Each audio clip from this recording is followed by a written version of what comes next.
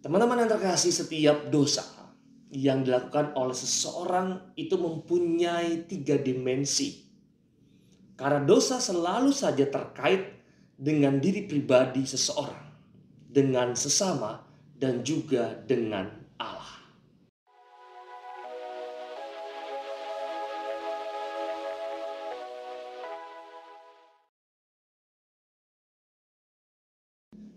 Halo, kita ketemu lagi dalam cerita Mogan. Teman-teman yang terkasih dalam Tuhan, kita sudah memasuki masa Prapaskah, yaitu masa yang pada akhirnya hendak memperjuangkan pertobatan akan segala bentuk dari kedosaan. Maka cerita Mogan kali ini coba akan memaparkan 3 dimensi dosa dengan harapan apa? Dengan harapan kita akan memahami kedok dosa yang selama ini ada di sekitar kita. Teman-teman yang terkasih, setiap dosa yang dilakukan oleh seseorang itu mempunyai 3 dimensi. Karena dosa selalu saja terkait dengan diri pribadi seseorang, dengan sesama, dan juga dengan Allah. Karena itu, dosa selalu mempunyai dimensi. Yang pertama adalah dimensi personal. Yang kedua adalah dimensi sosial. Dan yang ketiga adalah dimensi teologis. Kita akan masuk dalam dimensi yang pertama, yaitu dimensi personal. Teman-teman yang terkasih, dengan berbuat dosa, seseorang itu memperlihatkan kelakuan yang curang, memperlihatkan kelakuan yang jahat, suatu sakit rohani, dan perilaku yang menghilangkan pokok kebahagiaan sejati di dalam hidupnya. Dengan berbuat dosa, seseorang sebenarnya kehilangan martabat pribadinya, sehingga hidupnya kehilangan makna. Dosa membuat seseorang kehilangan ketenangan batin. Dosa juga membuat seseorang kehilangan keyakinan, juga kepercayaan dirinya. Di satu pihak dan di pihak yang lain cenderung mencari yang namanya pembenaran.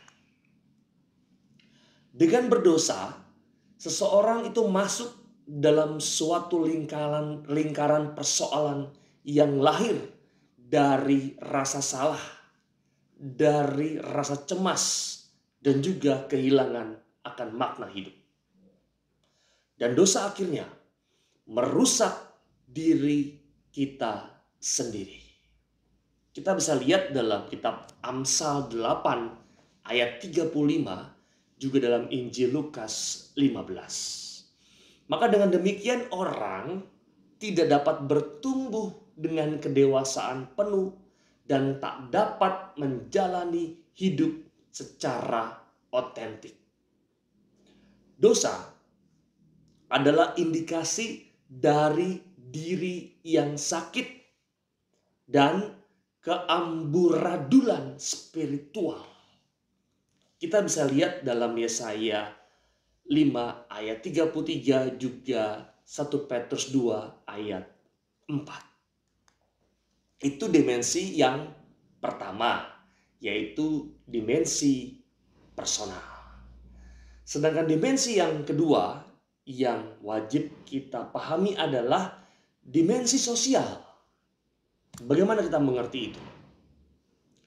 Dimensi sosial dosa lebih menarik dan juga relevan pada masa sekarang ini. Walau sebenarnya sudah diwacanakan dalam kitab suci juga. Kita bisa lihat dalam 1 Yohanes 4:12. Dosa yang dilakukan oleh seseorang itu senantiasa membawa dampak yang negatif pada orang lain. Misalnya cinta diri, ketidakadilan, skandal, kerjasama dalam sebuah kejahatan, korupsi, polusi, dan juga sebagainya. Dan semua dosa pada prinsipnya berdimensi sosial.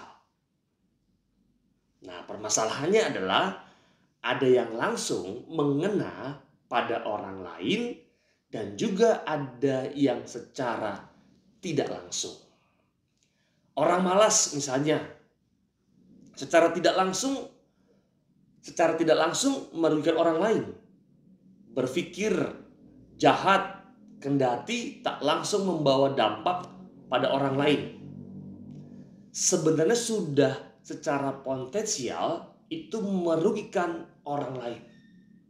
Dan dimensi sosial dosa dengan amat baik itu sebenarnya sudah dijelaskan oleh Rasul Paulus ketika dia berbicara tentang tubuh mistik Kristus.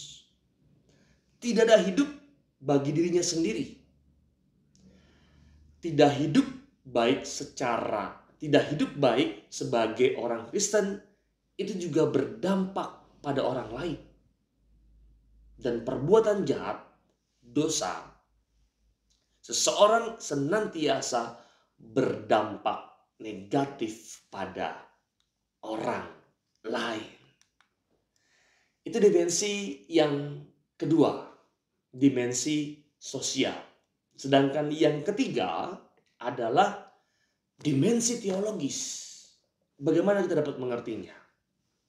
Teman-teman, mengingat dosa pada dasarnya itu merupakan penolakan terhadap Allah dan juga rencana ilahinya bagi hidup kita manusia.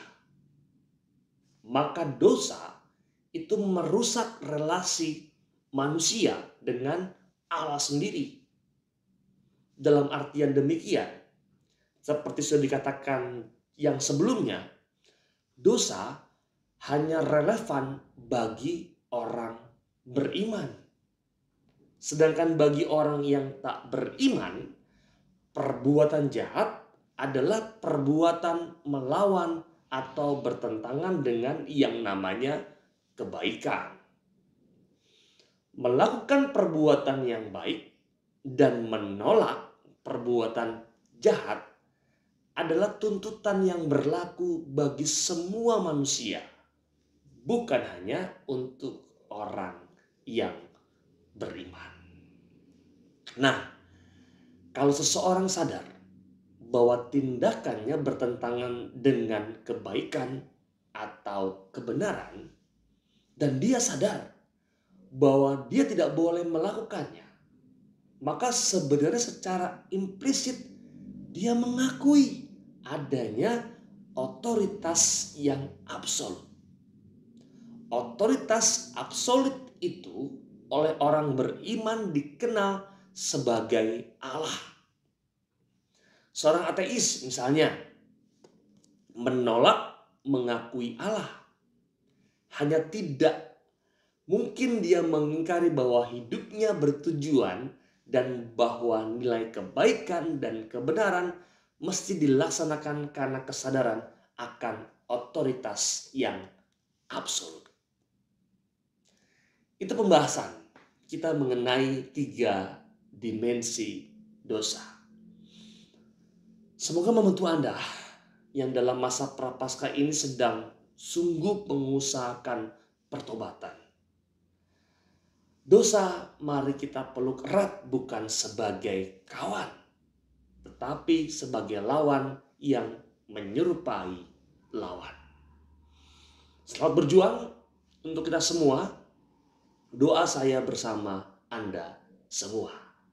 Kita akan ketemu lagi dalam cerita Mogan yang berikutnya, yang juga tidak kalah menarik. Saya Romo Gandhi, salam.